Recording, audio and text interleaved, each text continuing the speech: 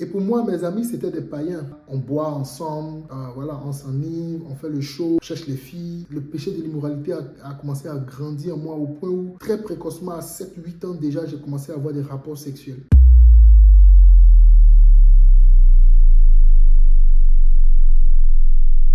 Il y a 6 ans, si tu me demandais, es-tu un chrétien? Mais j'allais te répondre fièrement, mais bien sûr que je suis un chrétien, baptisé même. Seulement, à la différence des autres, ma chrétienté se résumait à aller à l'église, à rentrer, participer aux activités de l'église, les sessions de prière, quelques rares fois, jeûner même, prier. C'était ça ma vie chrétienne. Pour moi, c'était ça être chrétien, participer aux activités, être vraiment actif dans les choses de Dieu, alors que en réalité, dans le secret, je croulais sous le poids de mon péché. En réalité, je croulais sous le poids de quelque chose qui me serrait la gorge. Je n'arrivais pas à m'en défaire. Mais je pouvais me targuer d'être un chrétien, un enfant de Dieu. Comment est-ce qu'un enfant de Dieu peut-il crouler sous le poids du péché? Comment est-ce qu'un enfant de Dieu peut-il passer du temps dans les choses immorales? C'était ça ma vie. Aujourd'hui, je suis venu m'ouvrir à toi pour te partager mon témoignage. Et comme je dis, depuis 6 ans, je ne suis plus cette personne. Non, les choses anciennes, comme dit la Bible, sont passées et aujourd'hui, les choses sont nouvelles, vraiment nouvelles. Je suis là pour te parler de ma personne, qui je suis exactement. On a pris le temps de voyager depuis un moment, depuis janvier 2024. Aujourd'hui,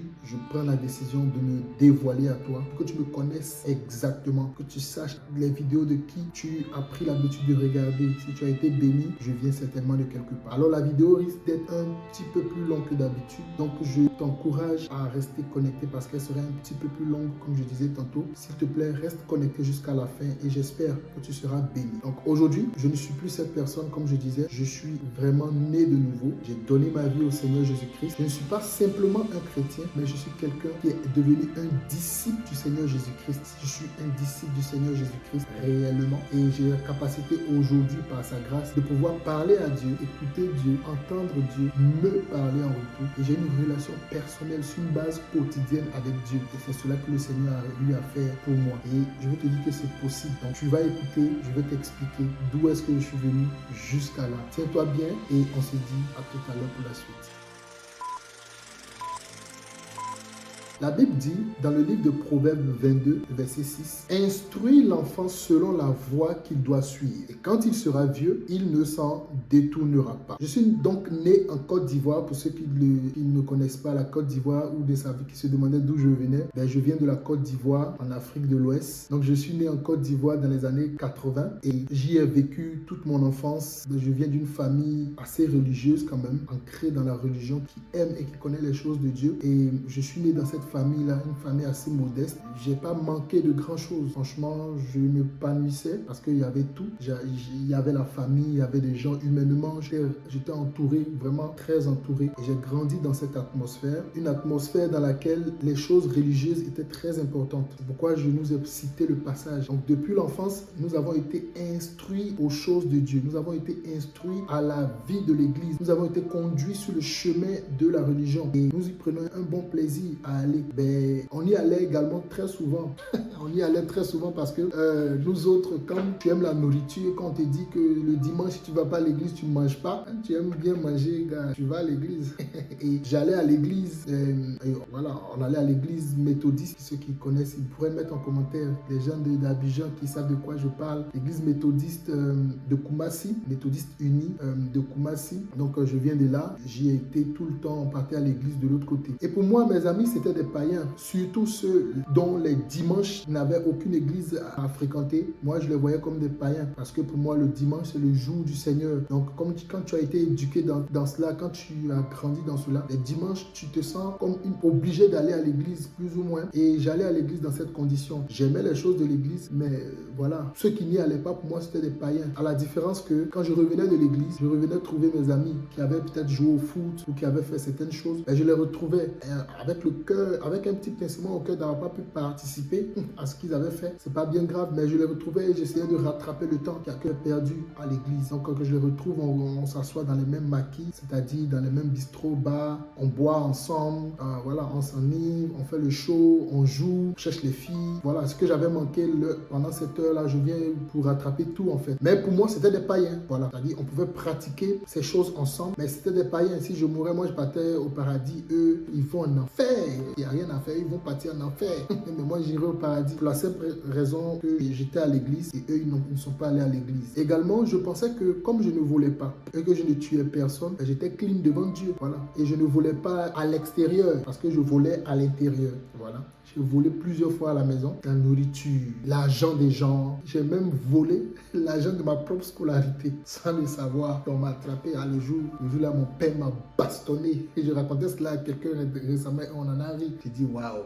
Je me rappelle de comment mon père m'avait bastonné. Mais oui, tu vois, c'était dans cette atmosphère-là où on essayait toujours de nous régler selon les principes bibliques, selon les principes de la religion. Pour moi, c'était ça. Voilà plus ou moins l'atmosphère dans laquelle j'ai grandi. J'ai connu également le sexe opposé très tôt, vraiment très précocement. Déjà à l'âge de 4-5 ans, j'avais déjà connu, vous savez tous, ceux qui l'ont déjà pratiqué, cette histoire de papa-maman. Ben, moi, je pratiquais cela. C'était pas un jeu pour moi. Pour moi, c'était quelque chose qui était très sérieux. Et je pratiquais cela vraiment de manière active. Quand j'étais petit, 4-5 ans, dans les cours, derrière les cours, on participait à cela et j'étais très actif en cela. Ça fait que ça a développé en moi l'amour, les choses sexuelles, l'immoralité. Le péché de l'immoralité a commencé à grandir en moi au point où très précocement, à 7-8 ans déjà, j'ai commencé à avoir des rapports sexuels. Oui, à 7-8 ans déjà, j'ai commencé à avoir des rapports sexuels. J'avais des rapports sexuels comme les grandes personnes. C'est pas que c'était le jeu, j'avais des rapports sexuels déjà. Et j'ai connu ces choses-là vraiment très précocement. Et la flamme du péché a commencé à être réellement active. Je brûlais de ces choses-là.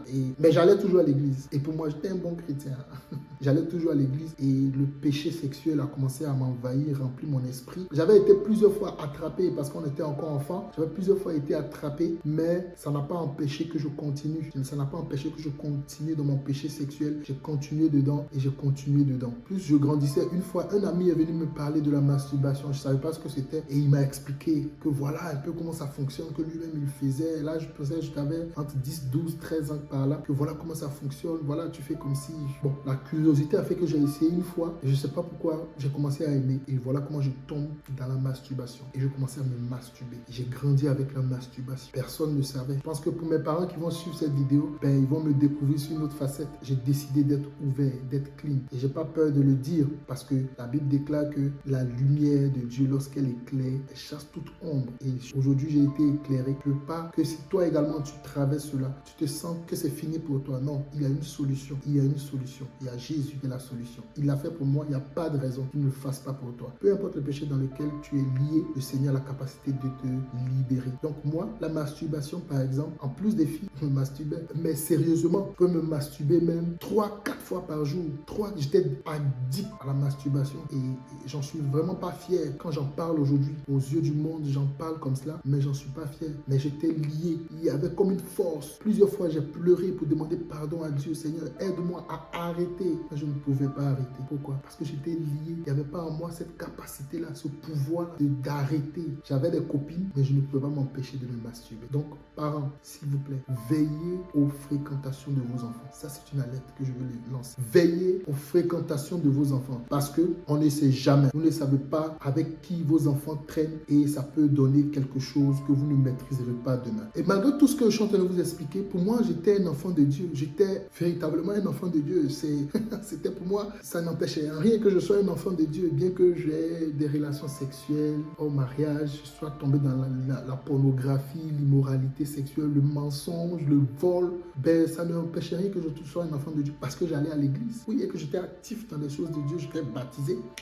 Donc moi, je suis un enfant de Dieu. Et surtout, comme quand j'ai commencé à grandir, j'avais cette appétence-là à aimer les choses de Dieu. Parce que pour moi, c'était naturel, c'était mon environnement naturel dans lequel je suis né. Donc quand je prie et que j'ai des réponses à ma prière, pour moi, c'était une attestation que Dieu était avec moi. Donc, je suis un enfant de Dieu. Il faut faire très attention. Même la Bible nous déclare que l'Éternel fait lever son soleil sur les bons comme sur les méchants. Il fait descendre sa pluie sur les bons comme sur les méchants. Pour moi, parce que Dieu me répondait ou répondait à une requête, à une prière, Joseph. Donc ça veut dire que je suis un enfant de Dieu, alors que c'était faux. Donc j'étais un bon pécheur devant Dieu, mais un bon enfant dans la famille, parce que assez studieux quand même. Voilà, par la grâce de Dieu, j'ai eu un parcours académique assez exemplaire quand même. Assez exemplaire, vraiment. Je me suis bien débrouillé pour sortir de l'eau. Et par les gens de l'église, de la communauté, c'était un bon enfant, un pseudo-enfant qui a la crème de Dieu, alors qu'il n'en était rien. C'est dans le secret que tout se passe. Et c'était dans le secret que ma vie était différente. Et avec toute cette vie cachée, remplie d'immoralité,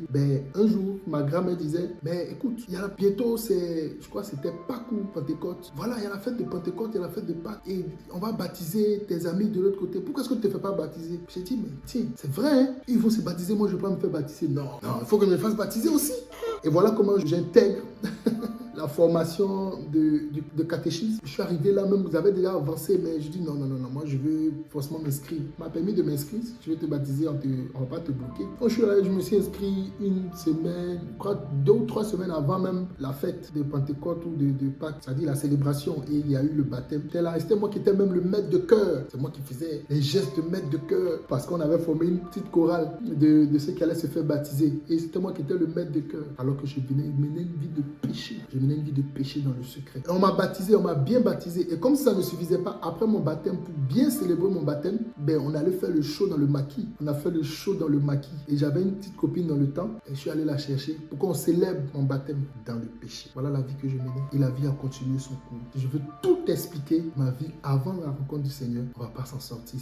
La vidéo sera trop longue. Je n'ai pas besoin qu'elle soit très très longue. Je vais essayer de détailler. Je ne vais pas permettre qu'elle soit vraiment trop longue. Et là, quelques années plus tard, j'effectue un voyage en Inde. Ça, on est en 2016. Et quand j'arrive en Inde, je savais à l'intérieur de moi-même que j'avais besoin de Dieu. Et je voulais lui plaire. Mais je n'arrivais pas parce que le péché était rempli dans mon cœur. La masturbation était remplie dans ma vie. La fornication. J'aimais Dieu, mais je savais que mon comportement ne lui plaisait pas. Mais je n'arrivais pas à avoir un meilleur comportement qui va lui plaire. Je n'arrivais pas à démontrer un meilleur comportement qui va lui plaire. Alors que je l'aimais effectivement. Mais c'était difficile pour moi. Souvent, je me masturbais, je pleurais après. Seigneur, j'étais encore blessé.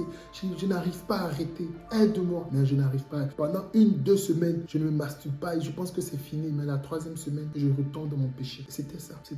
Un cercle vicieux dans lequel j'étais. Mais Dieu, dans son amour, avait un plan. Alléluia. Dieu, dans son amour, avait un réel plan pour moi. Et là, comme je disais tantôt, j'arrive en Inde en 2016 pour un stage professionnel. Et quand j'arrive en Inde, vous savez, quand vous me laissez dans une atmosphère religieuse et quand vous êtes à l'étranger, pour ceux qui sont dans cette situation, qui voyagent, ils sauront de quoi il s'agit. Quand tu arrives à l'étranger, tu as besoin de ça. C'est un besoin pour toi. Pourquoi? C'est comme si tu es sorti de ton cocon familial ou de ce que tu avais l'habitude de faire. Il te faut cela. Et quand j'arrive en Inde, je cherche un lieu où on va me parler de Jésus, un lieu, une église en fait. Je cherchais. Et c'est comme ça que je rencontre certaines personnes que je ne veux pas nommer ici Donc comme je l'ai dit tantôt, je suis issu d'une famille religieuse, fortement religieuse. Donc une fois en Inde, à Bangalore plus précisément, pour ceux qui se rappellent, salut les gars, une fois à Bangalore, je voulais cette atmosphère. Il me fallait mon atmosphère religieuse. Il me fallait cela. Et j'avais besoin de cet environnement religieux. Étant donné qu'il me fallait mon environnement religieux, je commence à en parler autour de moi. Et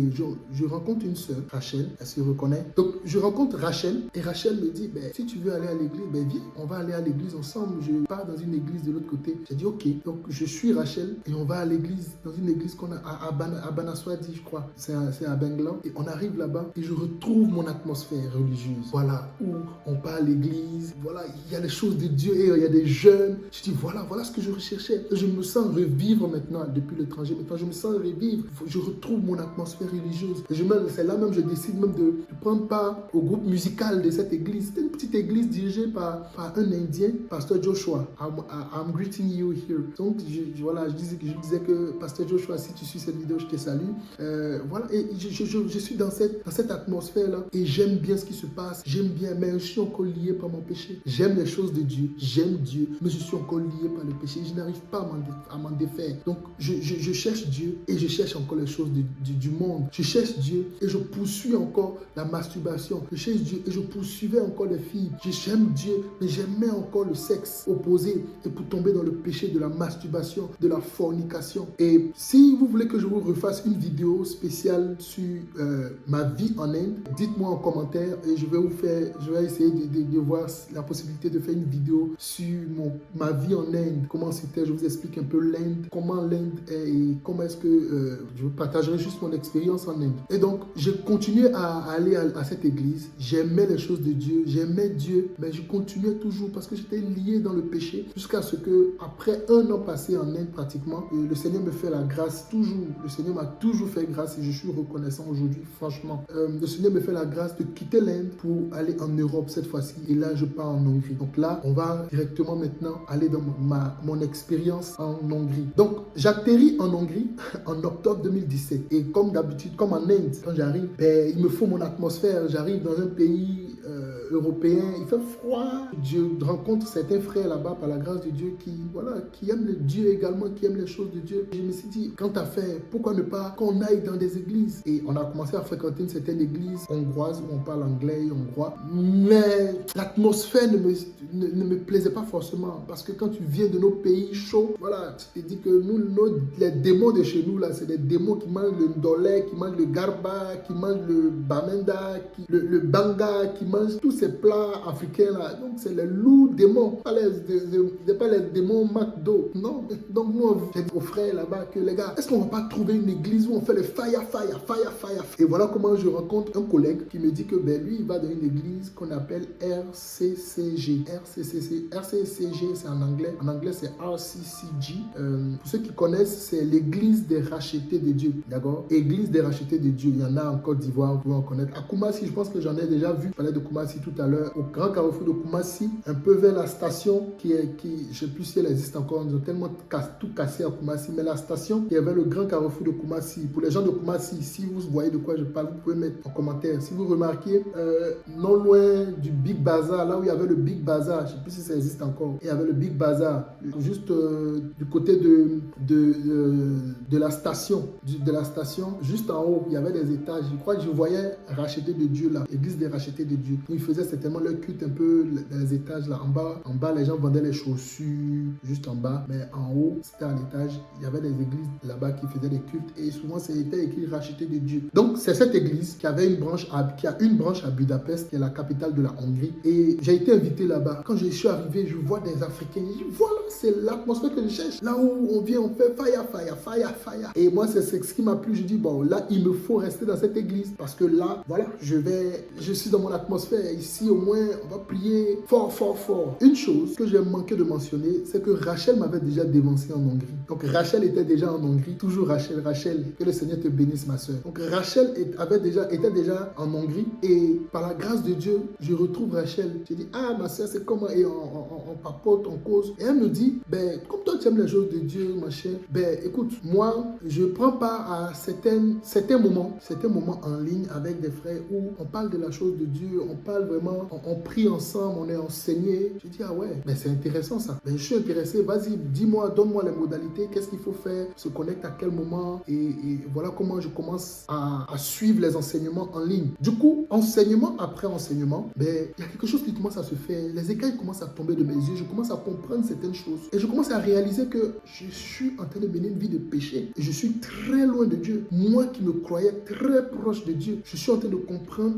au travers des enseignements, je comprends que, en fait, je n'ai jamais donné ma vie au Seigneur. Et j'étais choqué. Je me suis dit, waouh, tout ce temps, non, c'est pas possible. Moi, je suis quelqu'un qui a donné ma vie au Seigneur. Je suis baptisé, moi. J'aime Dieu partout où je vais, mais je cherche Dieu partout. Comment est-ce que je peux ne pas être un enfant de Dieu? Mais la réalité était que la Bible dit, ma Bible me faisait comprendre que j'étais séparé de Dieu par mon péché. Et c'est pas possible de mener une vie de péché et d'être en relation avec le Dieu saint. Et j'étais choqué. Je n'en revenais pas. Et un jour, on nous a enseigné sur comment avoir des rencontres dynamiques quotidiennes avec Dieu. Ce qu'on appelle communément la méditation. Et lors de cet enseignement, l'enseignant a dit, écoute très bien, l'enseignant disait, si tu as des rencontres quotidiennes avec Dieu, Dieu va te parler. Et si tu veux que Dieu te parle, il faut que tu aies des rencontres dynamiques quotidiennes avec Dieu. Et toi, tu me connais, moi, je suis un amoureux de Dieu. Moi, j'aime les choses de Dieu. Et quand tu viens de mon background, tu sais que nous, là, c'est fire, c'est le feu, c'est les prophéties, c'est les paroles de connaissance. Nous, on aime, on cherche. Et Dieu va me parler, c'est que Dieu va me révéler des choses.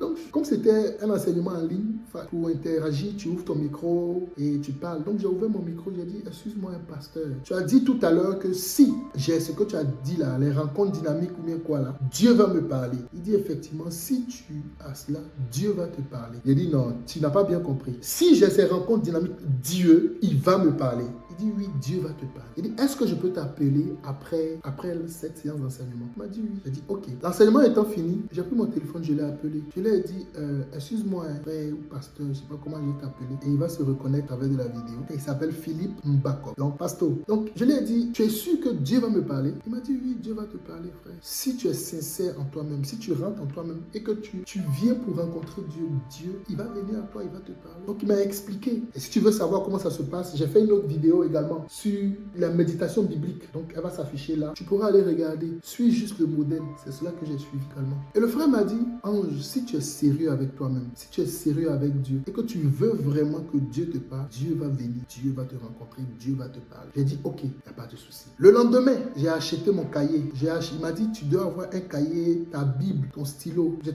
tout mis dans la vidéo, tu pourras aller voir. J'ai pris tout mon arsenal. Il m'a dit, ça se passe à 4 h du matin. Gars, à 3 h 30, j'étais déjà sur pied. Dieu veut me parler. Il ne faut pas que je dorme et que Dieu passe et que je manque Dieu ou que Dieu me manque. À 3 h 30, j'étais déjà sur pied pour que Dieu vienne me parler. Et ce jour-là, j'ai pris ma Bible. Bon, Dieu veut me parler. Dieu va me parler. Si Dieu veut te parler, que Dieu, parce que si Dieu vient, c'est qu'il vient me parler, il veut me révéler les choses. Et moi qui veux que Dieu me parle, selon toi, si Dieu doit me parler au travers de la Bible et qu'il doit me révéler les choses, quel est le livre de la Bible que je vais utiliser pour que Dieu me révèle les choses? Tu l'as deviné, Apocalypse. Parce que religieusement, je sais très bien j'entends parler autour de moi que voilà, on est dans la fin des temps, c'est vraiment, Jésus revient bientôt. Donc si Dieu doit me révéler les choses cachées, mais il faut que j'aille dans Apocalypse, que je puisse décortiquer Apocalypse, et que j'ai le mystère de la venue, de la dernière venue de Christ, machin, comme on aime bien ça, les phrases pompeuses, les titres pompeux. Donc je prends mon livre, Apocalypse chapitre 1. La première phrase, je finis même pas la première phrase. C'est ce qui se passe. Dieu vient à moi. Oui, ce jour-là, Dieu vient à moi. Et j'entends une voix. Je ne peux pas te dire que j'entends la voix me parler comme tu m'entends te parler. Non. Mais j'entends une voix qui résonne au plus profond de moi-même. Et cette voix me dit, est-ce que tu es digne de me rencontrer? Au départ, je suis seul. Il est 3 h et quelques, 4 h presque, pratiquement. Il n'y a personne. Il fait noir. Tout est sombre. Je suis seul. Tu me dis. Et j'entends une voix qui me dit, est-ce que tu es digne de me rencontrer? J'ai dit, qu'est-ce qui se passe? Non, c'est rien. Je reprends encore, je lis encore Apocalypse, machin. Et j'entends une deuxième fois, est-ce que tu es digne de me rencontrer? J'entends une troisième fois, est-ce que tu es digne de me rencontrer? Et automatiquement, dans mon entendement, sans qu'on ne me le dise, j'ai compris que c'était Dieu qui me parlait. J'ai compris automatiquement que c'était Dieu qui me parlait. Et sur cette base, j'ai dit, mais Seigneur, comment ça est-ce que je ne suis pas digne de te rencontrer? Moi qui prie, qui me répands, qui demande pardon pour mes péchés. N'est-ce pas que tel péché, j'ai commencé moi seul à justifier tout ce que j'ai fait comme prière, disant à Dieu que j'ai demandé pardon pour telle chose, j'ai demandé pardon pour telle chose, j'ai demandé pardon pour autre chose. Et vous savez ce que le Seigneur me dit ce jour-là? Il me dit, toutes tes prières ne sont pas montées jusqu'à moi. Aucune de tes prières n'est montée jusqu'à moi. Et si tu mourais dans ton péché, tu n'aurais pas vu ma face. Il dit, what? Et pendant que j'étais surpris, il y a eu comme un rideau qui est descendu devant moi comme ça. Et toute ma vie a commencé à défiler. Mon enfance, ma jeunesse, jusque là où j'étais. Tous les péchés de mensonge, de masturbation, de fornication, tout a commencé à défiler devant moi. Ça défilait. Et j'ai commencé à pleurer à chaudes larmes. Je pleurais sur ma misère. Je pleurais sur mon péché. Je pleurais, criant. J'ai crié, Seigneur, mais qu'est-ce qui se passe? Seigneur, j'ai demandé pardon pour ça. Seigneur, j'ai prié que tu me pardonnes. Et j'entends la voix qui me dit, tes prières ne sont pas montées jusqu'à moi. Mais Seigneur, pourquoi? Et j'ai commencé à, je parle même, je frissonne encore. Et j'ai commencé à pleurer sur ma vie. Je dis, mais Seigneur, comment c'est possible? Ce jour-là, on était le 18 avril 2018. C'est là que le Seigneur est venu à moi et je l'ai rencontré pour la première fois. Voici comment j'ai rencontré le Seigneur. Pour ne pas que la vidéo soit très très longue, pour faire m'arrêter sur cette rencontre-là. Et c'est depuis ce jour que ma vie a changé. Il m'a dit beaucoup de choses dans la situation dans laquelle j'étais. Il a transformé mon cœur. Il a transformé ma vie. Je ne sais même plus comment on se masturbe. Ça m'intéresse même plus. Il a purifié mes sens. Il a purifié mes oreilles, ma bouche, mes yeux. Et j'ai commencé à avoir du dégoût pour le péché. J'ai compris ce que le péché faisait au cœur de Dieu. J'ai compris que je ne peux pas continuer dans une vie de péché et être proche de Dieu. J'ai compris que, en fait, j'étais loin de Dieu. Et depuis ce jour, ma vie a changé. Aujourd'hui, je suis fait disciple du Seigneur Jésus-Christ. Et si toi également, tu es lié par le péché ou que tu cherches à rencontrer véritablement le Seigneur Jésus-Christ, s'il te plaît, juste après cette vidéo, il y aura une prière qui sera fait la prière. Et si tu as fait la prière, il y a un lien WhatsApp qui sera dans la description. S'il te plaît, je t'en conjure pour l'amour de Dieu. Clique sur le lien WhatsApp, écris-moi directement. Et par la grâce de Dieu, on pourra t'aider pour la suite. Pour que tu entres dans cette expérience. Parce que Dieu est vivant. Il est vivant. Il existe. Il n'a pas changé. Et il l'a fait pour moi. Il n'y a pas de raison qu'il ne le fasse pas pour toi. Et pour toi qui as suivi la vidéo jusqu'ici, si vous voulez que je explique, j'entre en plus en profondeur dans cette expérience, comment ça s'est passé, que je te relate avec exactitude les choses que Dieu m'a dites et tout, alors écris cela en commentaire. Et si je vois ces commentaires, certainement par la grâce de Dieu, on pourra faire une deuxième vidéo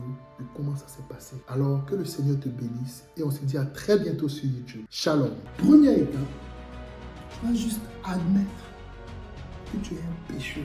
Ne cache pas à Dieu, tu peux rien lui cacher, il te connaît. Tu sais que tu es un pécheur. Tu sais que tu es une pécheresse. Tu vas admettre à Dieu. Tu vas dire, Seigneur, je suis un pécheur, je suis une pécheresse. Dis à Dieu que tu as péché en parole. Parle-lui pendant que tu entends ma voix. Parle-lui, baisse la tête et parle à Dieu. Dis-lui sincèrement que tu as péché en pensée, tu as péché en parole, tu as péché en acte. N'essaie pas de justifier tes péchés, mais confesse tes péchés. Confesse tes péchés, demande pardon à Dieu. Et dis à Dieu même que s'il décidait de t'envoyer en enfer, il aurait raison. Oui, parce que tu as péché contre lui. Et deuxièmement, tu vas confesser tous les péchés à Jésus. Tous les péchés que Dieu va pointer de doigt, tu vas les confesser, tu vas demander pardon. Si Dieu te rappelle pendant que tu es en train de prier que tu as couché avec X hier ou avant-hier, tu as menti, tu as volé, tu te demandes pardon. Dis oui Seigneur, comme le public, Seigneur c'est vrai que j'ai fait ça, je te demande pardon. S'il touche un autre petit, Seigneur c'est vrai, je te demande pardon. Seigneur je te demande pardon et demande pardon, supplie-le de te pardonner. Troisièmement, tu vas dire à Dieu que tu renonces à ton ancienne vie de péché. Parce qu'avant, tu suivais le péché, tu avais suivi tes propres voies qui te conduisaient, qui te détournaient de Dieu. Mais maintenant, tu décides de marcher en nouveauté de vie. Que si tu mentais avant, tu décides de ne plus mentir. Si tu volais, tu décides aujourd'hui même d'arrêter de voler. Si tu forniquais, tu vas dire à Dieu qu'aujourd'hui tu décides d'arrêter de forniquer. Parce que tu veux marcher en nouveauté de vie. Si tu menais une vie d'adultère, si tu trompais ta femme, tu trompais ton mari, dis à Dieu qu'aujourd'hui même tu décides d'arrêter. Et que tu décides de commencer à aimer réellement le Seigneur Jésus-Christ de tout ton cœur. Et quatrièmement, tu vas maintenant inviter Jésus à venir dans ton cœur. Dis à Jésus de venir dans ton cœur, qu'il vienne maintenant même dans ton cœur. Pendant que tu es là devant sa présence, dis à Dieu, Seigneur Jésus, viens dans mon cœur, je te vide de mon cœur. Viens prendre la place. Car je suis un pécheur. Pardonne-moi, viens dans ma vie et donne-moi la vie éternelle. Amen.